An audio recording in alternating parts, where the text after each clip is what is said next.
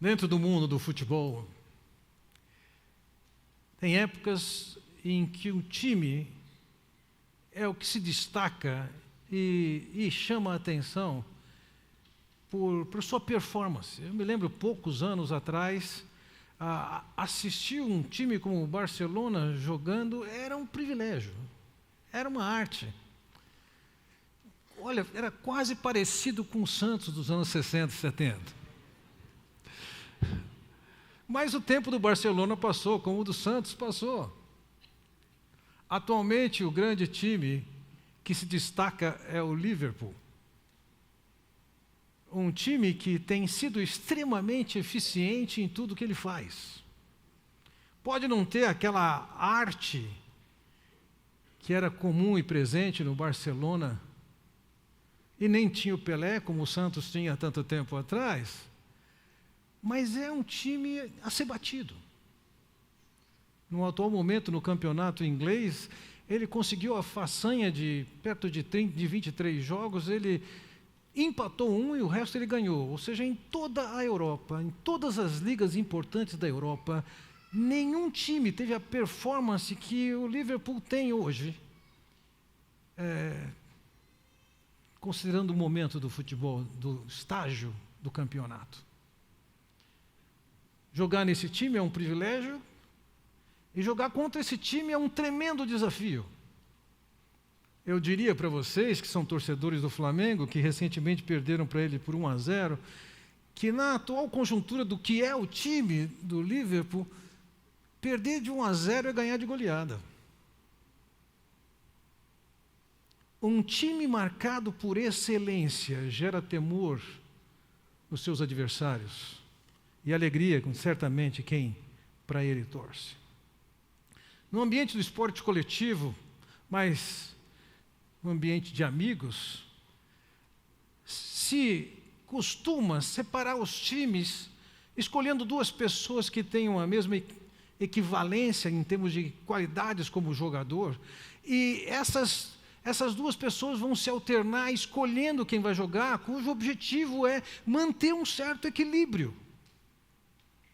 Se você coloca uma das pessoas para decidir o time, naturalmente essa pessoa vai projetar seus interesses e vai escolher um time em que ela fica mais fortalecida e com mais possibilidades.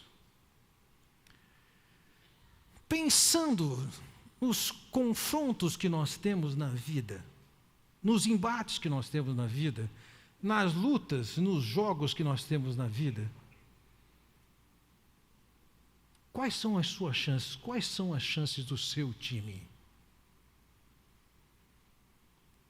Eu imagino que muitos de vocês que aqui estão atualmente, e seguramente em qualquer momento no passado, todos de vocês, viveram experiências em que essas os fizeram se sentir ameaçados, temerosos, chorosos, incrédulos. Sejam as razões que forem, pode ser por causa do ambiente profissional, talvez o chefe que Deus colocou sobre a sua cabeça, talvez os desafios que você tem, talvez problemas na área de saúde, problemas de relacionamento dentro de casa. O que é que o aflige hoje? O que é que está pegando? Quais são as chances de você superar esse momento que você está vivendo vitoriosamente? Veja, para enfrentarmos as circunstâncias diversas da vida, e de alguns de vocês, eu sei quais são as lutas. Alguns de vocês extremamente preocupados com o rumo que os filhos estão tomando. Alguns de vocês conflitos em relacionamento conjugal, alguns com problemas na ordem financeira. Quais são suas chances? Como é que você pode sair desse campo com a vitória? Como é que seu time pode ganhar nesse ambiente? O Salmo de número 76 é um salmo constituído de 4 estrofes.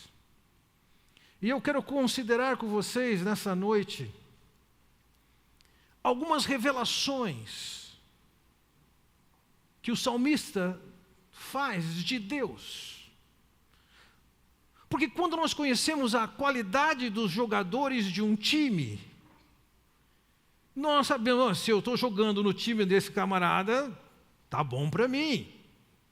Se na escolha eu caio no time de alguém, ou isso no passado, de alguém que eu sei que tem habilidade, que resolve, eu me alegro com isso. Quais são as qualidades, as características de Deus que está do seu lado? Que possa moldar o seu coração, sejam as suas angústias, as suas tristezas, os seus temores, os seus medos, suas ansiedades. São 4 as revelações que eu quero passar para vocês, que eu noto nesse Salmo de número 76. A primeira revelação é que Deus é um Deus grande e presente. Veja, já no versículo 1 do Salmo ele diz: em Judá Deus é conhecido, o seu nome é grande em Israel. Vejam, o nome de Deus era conhecido. Quando Paulo está no Areópago e vê aquele templo, aquele altar voltado a um Deus desconhecido, muito diferente do que um Deus desconhecido, o Salmo apresenta aqui que o Deus do seu povo de Israel, aqui é um Deus conhecido. E por conhecido aqui significa que é um Deus conhecido em função daquilo que ele tem feito. Assim como você pode assistir um jogo do Liverpool e falar: esse camarada, Selá, Firmino, jogam muita bola. Em função do que eles têm realizado. Nós podemos olhar para a história, e o que o salmista está fazendo é olhando para a história e reconhece: Deus é conhecido. Ele é bem conhecido por quem ele é e pelo que ele tem feito. O seu nome é grande em Israel. A ideia de o nome ser grande, o nome representa a pessoa, que está dizendo o seguinte: Deus é grande. Ou seja, em função das demonstrações de Deus, o que ele tinha feito e como ele tinha agido na história daquele povo, o que nós percebemos aqui é que ele é bem conhecido, e é conhecido por alguém grandioso. Além disso, veja, no versículo 2 ele diz: sua tenda está em Salém. Vamos entender o que isso significa. Em primeiro lugar, Salém é uma maneira contrata de falar de Jerusalém. Então aqui ele está dizendo o seguinte: sua tenda, e por tenda entenda o quê? Era o tabernáculo. Por exemplo, no Salmo de número 27, versículo 5 é dito: pois no dia da adversidade ele me ocultará no seu pavilhão, no recôndito do seu tabernáculo me acolherá, e ele vai me sobre uma rocha. Ou seja, naquele tempo, naquele período, o templo de Israel era uma tenda, como você pode perceber aqui. O povo que ia adorar a Deus buscava nessa tenda, os sacrifícios que eram feitos numa tenda como essa. Então, quando ele está falando aqui, a sua tenda está em Salém, ele está dizendo o seguinte: o lugar que Deus se apresenta é na cidade de Jerusalém. Mas não somente isso. Veja, o lugar da sua habitação está em Sião. Algumas coisas a destacar aqui. Sião era um monte, até discreto, não era muito grande. Sião era um monte onde estava o templo dentro da cidade de Jerusalém. Também, no Salmo 68, nós podemos ler: os montes de Bazã são majestosos. Ele está falando da colina de montanhas que estava a leste de Jerusalém. Escarpados são os montes de Bazã. Por que, ó montes escarpados, estão com inveja do monte que Deus escolheu para a sua habitação, onde o próprio Senhor habitará para sempre? Então ele podia olhar para aqueles montes muito mais altos que estavam ao leste do Jordão, as colinas de Bazã, e ele podia olhar para aqueles montes que ele considerava belíssimos e importantes no mundo antigo, no Oriente Médio pelo menos. Os montes tinham um papel importante, e eles procuravam nos montes os lugares ideais para serem um lugar de adoração, de devoção. E o lugar de devoção não foi lá em Bazã. nem no Monte das Oliveiras, que era maior que o Sião. Mas aquele monte tinha um papel importante. A habitação de Deus, a tenda de Deus estava lá. Era lá que Deus se manifestava e que aquele povo buscava Ele. Agora aqui é interessante porque em algumas traduções vai dizer que sua tenda, o lugar da sua habitação está em Siló, e em outros lugares vai dizer assim, sua morada, mas a rigor, a palavra hebraica que foi traduzida aqui por habitação, ela descreve mais uma morada, como uma caverna em que mora um leão.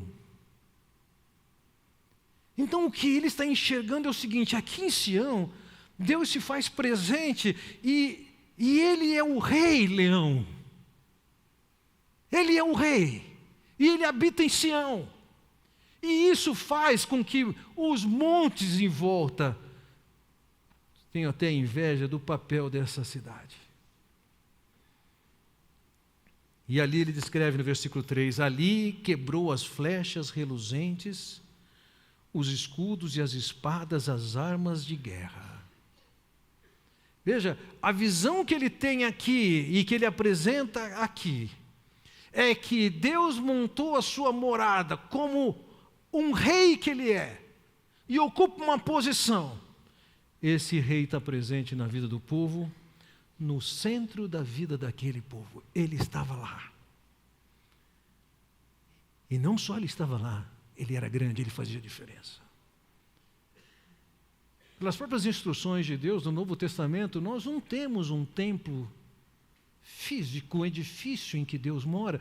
Esse lugar que nós estamos não é o templo em que Deus mora. Esse é o lugar preparado para nós nos reunirmos e adorarmos esse Deus. As Escrituras descrevem que nós somos o templo do Espírito de Deus, ou seja, Deus habita em nós.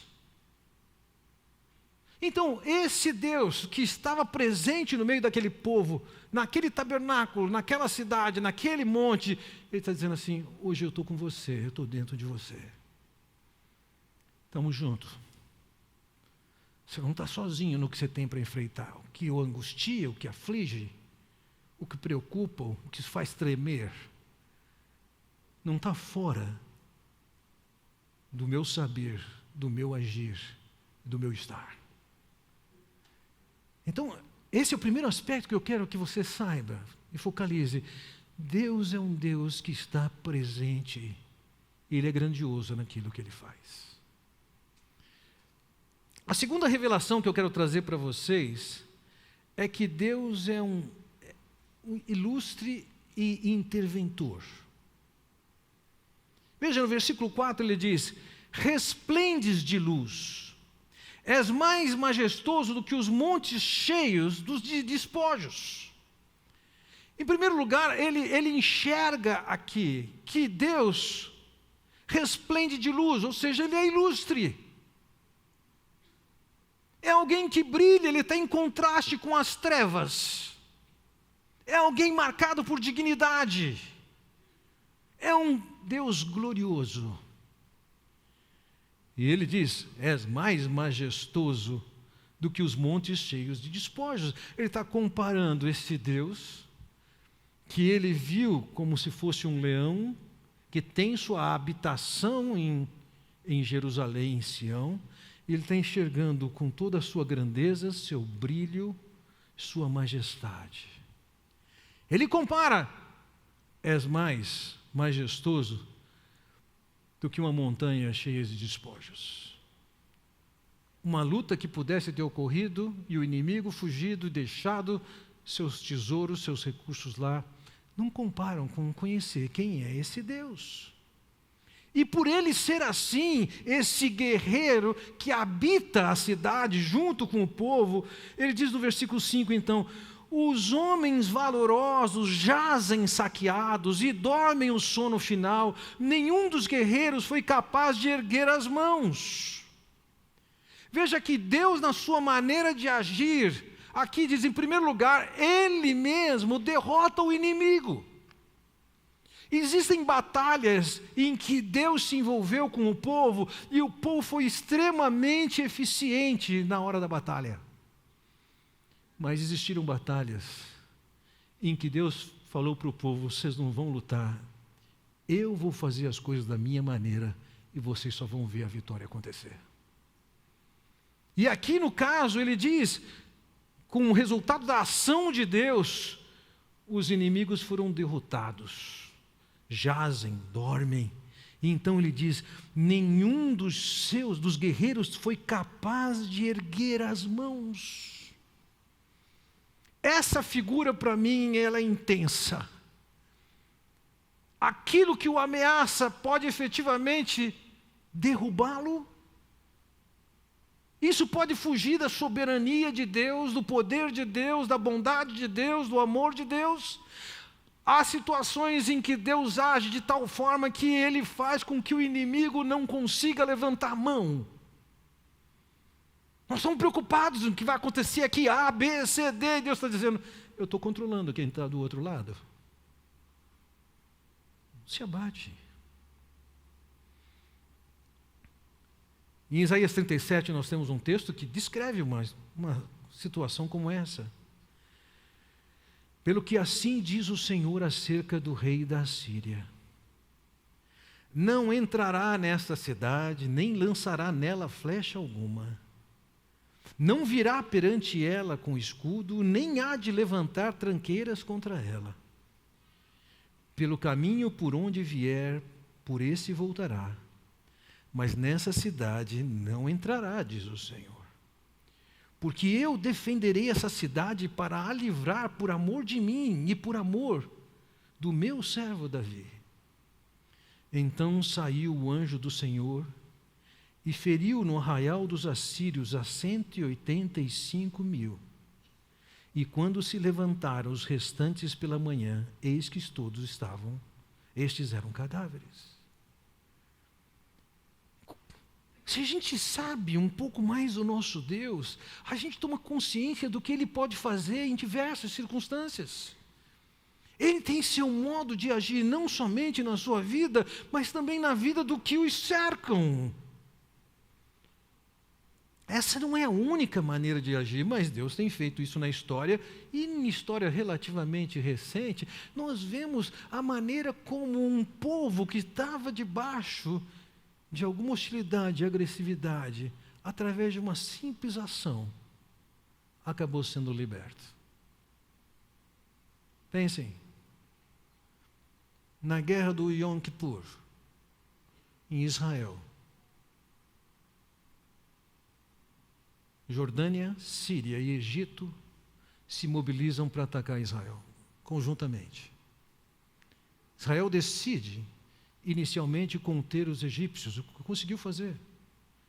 Conseguiu inclusive cortar a linha de suprimentos do terceiro exército do Egito em pleno deserto, e a comunidade internacional precisou de clamar por misericórdia para que o exército inteiro sobrevivesse. Do lado sírio, quando eles ficaram livres na luta contra os egípcios, quando eles vão para a Síria, e existem relatos, você pesquisar na internet, você vai achar lá, sírios dizerem: vimos um exército de gente de branco vindo na nossa direção. O que nós podíamos fazer? Como se explica isso? Não somente isso. Em 1815, na Guerra de Waterloo, Inglaterra, Holanda, Bélgica e Prússia, sob o comando de Duque de Wellington, lutaram contra Napoleão Bonaparte. Esses aliados, eles tinham um exército bem maior do que o de Napoleão. Entretanto, o exército de Napoleão se caracterizava por ser altamente treinado e capaz. E chega o dia da batalha. E o Duque de Wellington, com esses exércitos, ele ganha do exército de Napoleão. Por quê? Porque uma parte do exército de Napoleão não conseguiu chegar por causa de chuva, de barro. Eles não conseguiam se deslocar para chegar na hora da batalha. E foi assim que Napoleão perdeu a guerra. Quando parte dos seus exércitos chegou, já tinham se rendido. Deus é um Deus que atua no coração do inimigo. É o que diz no versículo 6, diante da tua repreensão, ó Deus de Jacó, o cavalo e o carro estacaram. Esse Deus que é grandioso, que está conosco, é um Deus também que tem a capacidade, e Ele faz isso. Ele é ilustre, e Ele intervém, e assim como Ele intervinha no passado, Ele tem sua maneira de intervir no presente. O que te aflige? Quais são as chances que você tem, se você joga no time, de quem tem essas capacidades? Deixe-me contar uma história. Anos atrás, 8 horas da manhã, num sábado, meu telefone toca. Sábado é meu dia de folga. 8 da manhã, alguém tocando, vai significar que é alguém que está sofrendo significativamente. Já sabia, a pessoa deve ter esperado chegar às 8 para ligar para mim. Podia ser que fosse talvez uma mulher ligando para mim, dizendo, olha, eu não aguento mais meu casamento, eu vou sair de casa. Você escuta, quantos anos você está casado? Ah, eu estou casado há 15 anos. Você, querida, você aguentou até agora? Aguenta até segunda-feira, me liga na segunda. A gente conversa sobre isso. Mas não era o caso. Era um homem que me conhece bem, eu conheço bem. E foi sucinto e disse, precisamos conversar. E eu sabia, sendo quem era, sem dizer o que tinha acontecido, que era alguma coisa suficientemente séria para eu ter que sair de casa para encontrá-lo. Marcamos no escritório, enquanto eu estava ligando o ar-condicionado, ele perguntou, cadê seu celular? E eu estou ligando o ar-condicionado e, de repente, quando eu volto para cá, nem meu celular, nem meu amigo. Quando ele volta, eu falo, cadê meu celular? O que está acontecendo? E aí ele contou a história. Ele se envolveu de uma maneira imprópria, contratando o serviço de alguém que era um fiscal de renda ou da fazenda de algum do estado do Brasil, para resolver algumas situações críticas que ele tinha, inclusive algumas que não eram muito legítimas obter aquela solução. Acontece que aquele indivíduo foi preso por causa dos seus crimes cometidos desse tipo, e seu telefone, o telefone desse amigo estava lá. Então, consequentemente, ele passou a ser investigado. A polícia daquele estado agora estava atrás dele. E eu pedi para você esconder seu celular, porque o meu telefone, ele dizia, está grampeado, provavelmente o seu está, já que eu liguei para você. E telefone mesmo desligado, entendemos que é um microfone para pessoas saberem o que nós estamos conversando. Sentamos e conversamos, e olhamos para as Escrituras, estudamos as Escrituras. Ele identificou seus erros, ele confessou seus pecados, ele pediu perdão para sua esposa, porque, se me lembro bem, uma parte do dinheiro que ele tinha passado para esse indivíduo era com o cheque da esposa. Isso é coisa legal, uma boa estratégia. Mas ele acertou com a sua esposa, e agora é constituir advogado e sair para a defesa. Passado alguns meses, ele me convida para jantar na sua casa, e eu pergunto, ei, e o que aconteceu naquela história? Ele falou assim, Fernando, eu te conto o que aconteceu, mas eu não sei explicar o que aconteceu e o que significa. Eu falei, o que foi?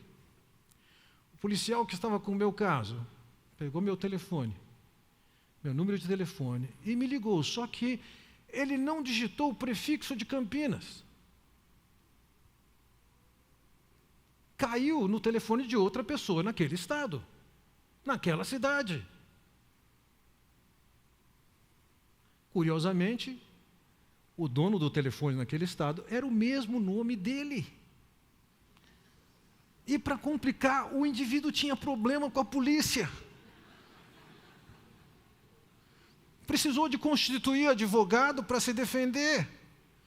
Ele foi absolvido, ele não tinha culpa nenhuma e foi fácil de provar isso para ele. Ele falou, Fernando, me peça explicação e vou repassar isso para você. Também me peça explicação do que aconteceu. Mas Deus estava agindo do outro lado. Alguém que tinha reconhecido sua culpa, confessado, pedido perdão, acertou sua vida, acertou a situação com o fisco, declarando o que era verdadeiro. Deus passou a jogar no time dele dessa maneira. Deus é um Deus que é presente, seu nome é grande, Deus é um Deus ilustre e que intervém. Não existe limite para Ele. O que te aflige? O que te faz preocupar com o que está passando em casa, no ambiente profissional? O que te aflige? Em que time você pensa que você está? A terceira revelação que eu percebo nesse salmo é a revelação de que Deus é um Deus temível e juiz. Veja, no versículo 7 ele diz: somente tu és temível. Quem poderá permanecer diante de ti quando estiveres irado? No mundo do futebol, e no passado se falava isso da seleção brasileira, que a camisa da seleção brasileira pesava. Quando um time ia jogar contra o Brasil e via aquela camisa amarela, dava para tremer. A ideia aqui é, quando nós vemos o nosso Deus atuando, isso aqui faz com que as pessoas temam. É Deus quem age, é Deus quem se manifesta, e se Ele quiser, Ele mexe no coração de qualquer um, até de quem lidera. Afinal de contas, o sábio diz: o coração do rei é como ribeiros de água, Deus o inclina para onde quer. Esse soberano tem esse poder.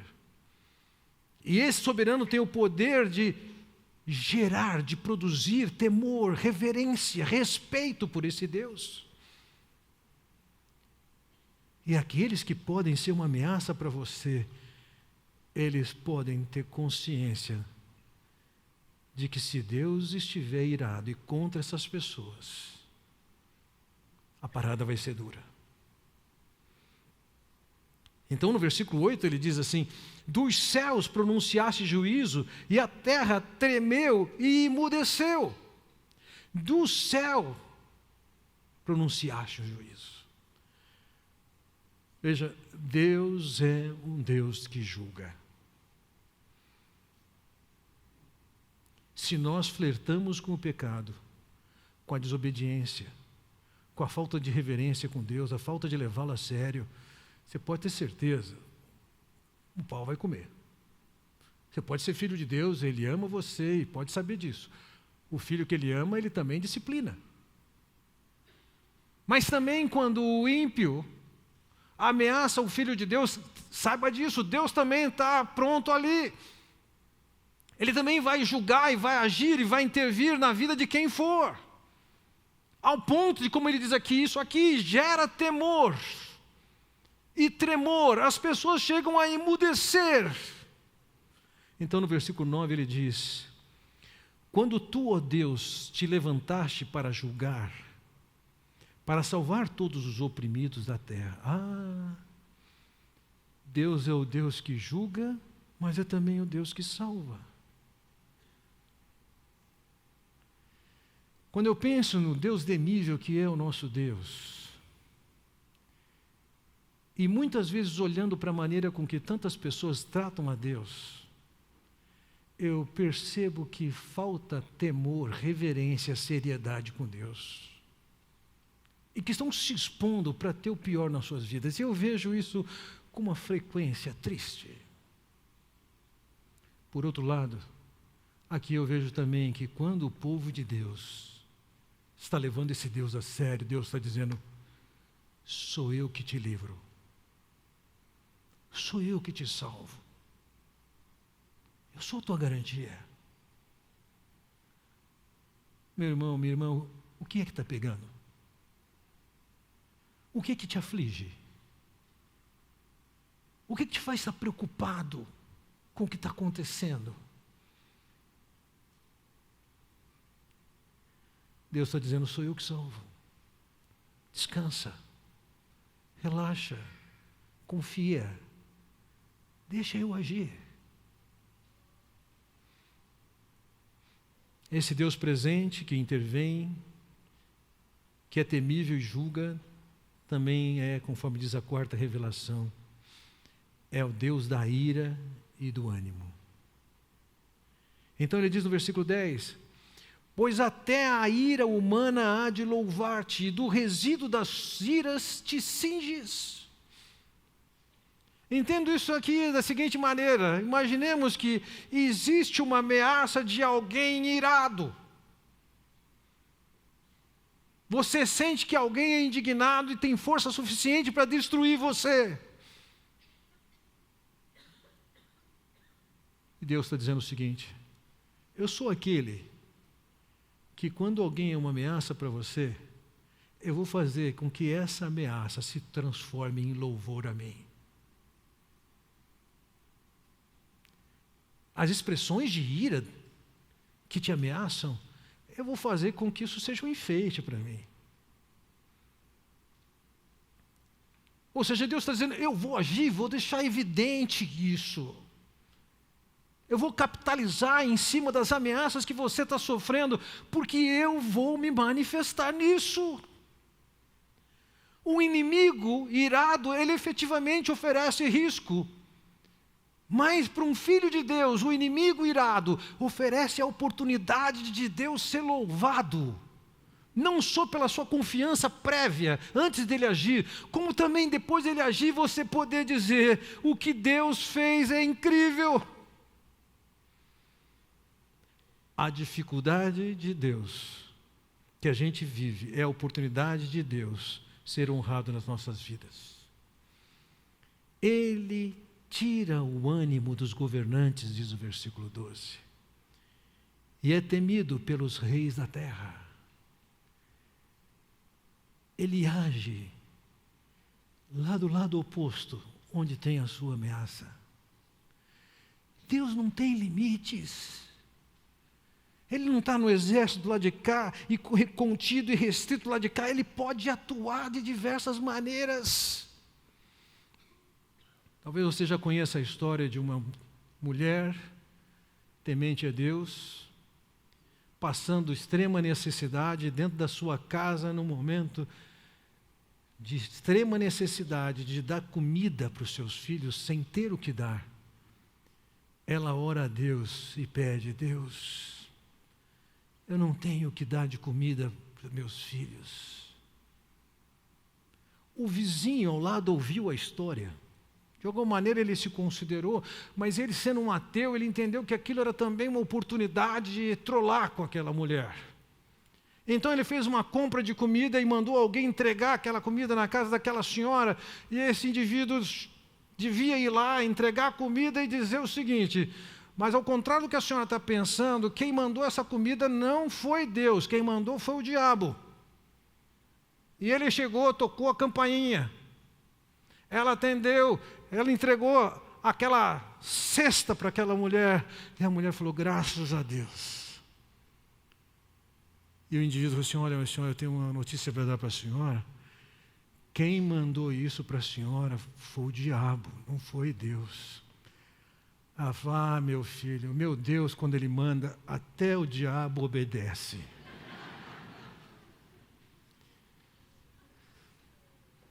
Com o que você está preocupado? O que te angustia? O que te faz se sentir atemorizado? O nosso Deus é um Deus que pode todas as coisas. Nas Escrituras há uma passagem de 1 Reis, em 1 Reis, capítulo 22, que diz o seguinte. Aqui tem uma reunião. Nessa reunião estão chegando anjos. Mas também estão chegando anjos que não são os anjos de Deus. E você, lendo o livro de Jó, você sabe que, de alguma maneira, eles têm acesso a Deus. Então saiu um espírito e se apresentou diante do Senhor e disse, eu o enganarei. Perguntou-lhe o Senhor, com quê? Respondeu ele, sairei e serei espírito mentiroso na boca de todos os seus profetas. Que profetas eram esses? Eram profetas que não seguiam a orientação do Senhor, eles não estavam passando a mensagem do Senhor, eram falsos, e aquele povo estava contente e animado de ficar ouvindo as mentiras que os falsos mestres contavam. Falsos mestres estão a serviço de falsos anjos, que estão colocando em suas bocas mensagens falsas. E nesse ambiente, um desses demônios se propõe a soltar uma mensagem que engane aquele povo. Disse o Senhor: tu os enganarás e ainda prevalecerás. Sai e faz-o assim. E eis que o Senhor pôs o espírito mentiroso na boca de todos estes seus profetas, e o Senhor falou o que é mal contra ti.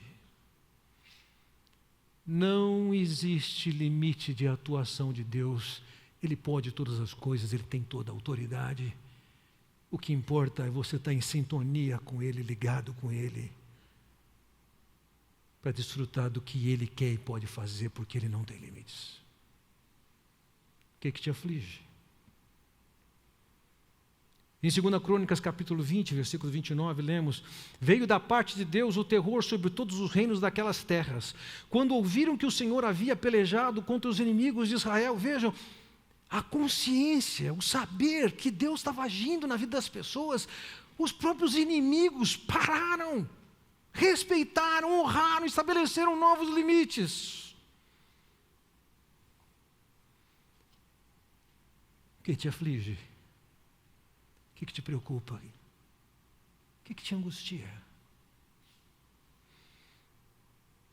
Concluindo essa mensagem, meus irmãos, a grande pergunta aqui é: quais são as suas possibilidades?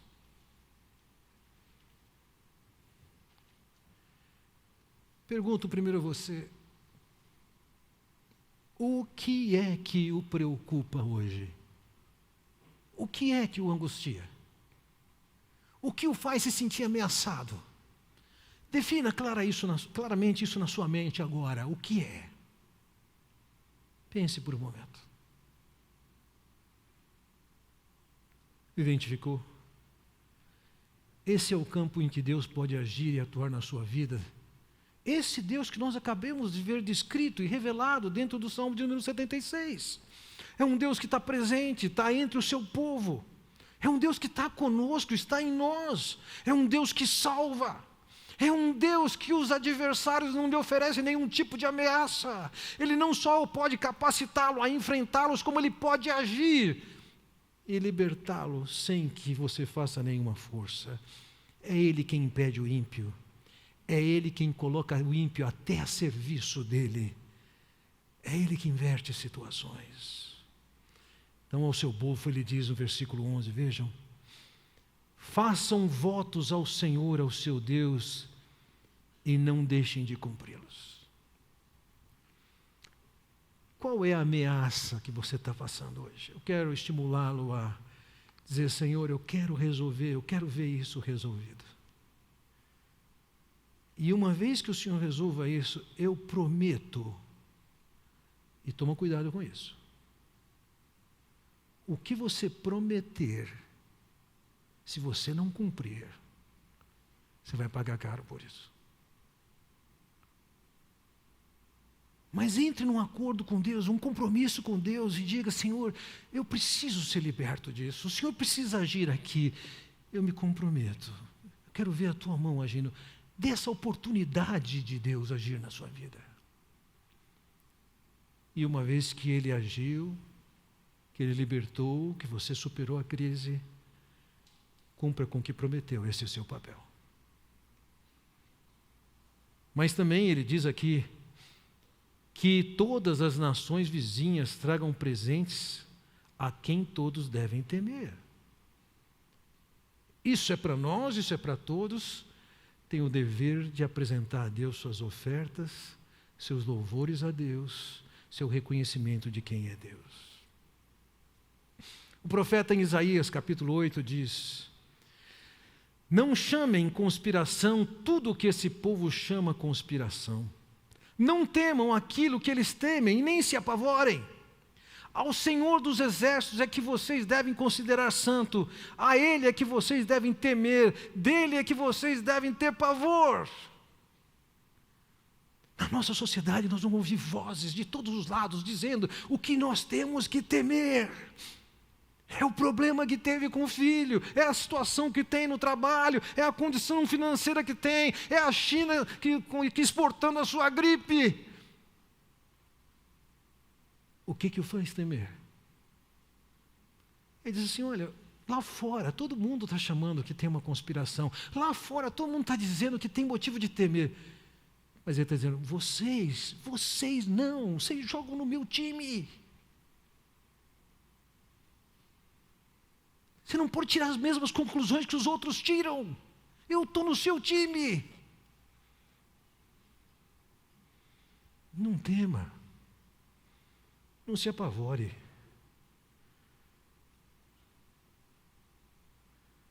Quando ele diz aqui, é o Senhor dos Exércitos que vocês devem considerar santo. A ideia é esse Deus que vocês têm que tratar e levar muito a sério.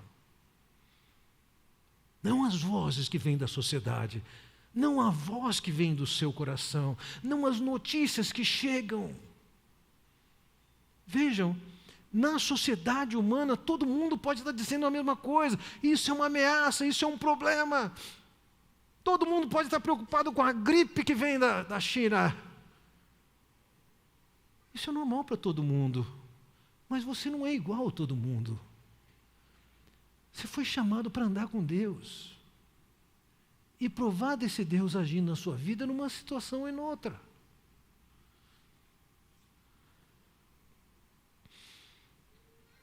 Entenda isso.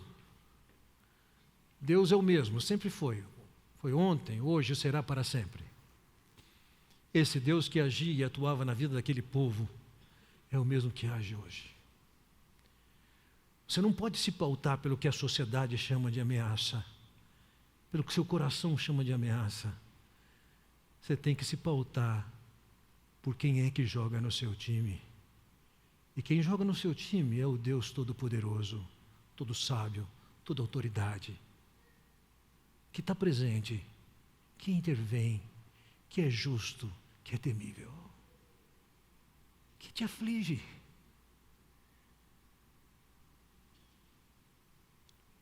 Curve sua cabeça, queria convidá-lo a você orar aí no seu silêncio, para colocar diante de Deus a sua aflição, a sua preocupação, e que a consciência de quem é Deus possa fazê-lo descansar que Ele está no comando.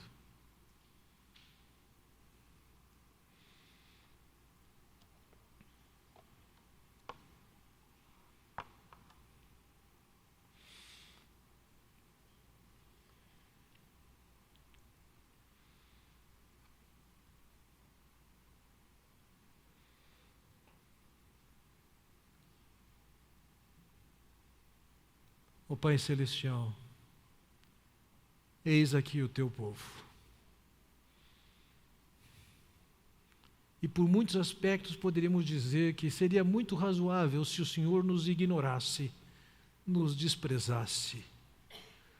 Por conta da nossa pouca seriedade contigo, por causa da nossa postura rebelde, por causa da nossa incredulidade, por causa da nossa desatenção, mas o Senhor insistiu em nos amar. Senhor, louvado seja o teu nome. Mas precisamos do teu livramento. Em primeiro lugar, o livramento de nós mesmos. Que nós, ao invés de impedirmos um relacionamento precioso contigo, em que podemos provar do Senhor agir nas nossas vidas conforme as tuas possibilidades, que o Senhor nos livre da nossa incredulidade, da nossa rebeldia, para que nós, sintonizados contigo, possamos provar da confiança e do descanso em Ti. Para então, ó Pai, provarmos também da Tua ação libertadora nas circunstâncias que o Teu povo tem colocado no seu coração agora. Pai, eu oro no nome do Senhor Jesus Cristo. Amém.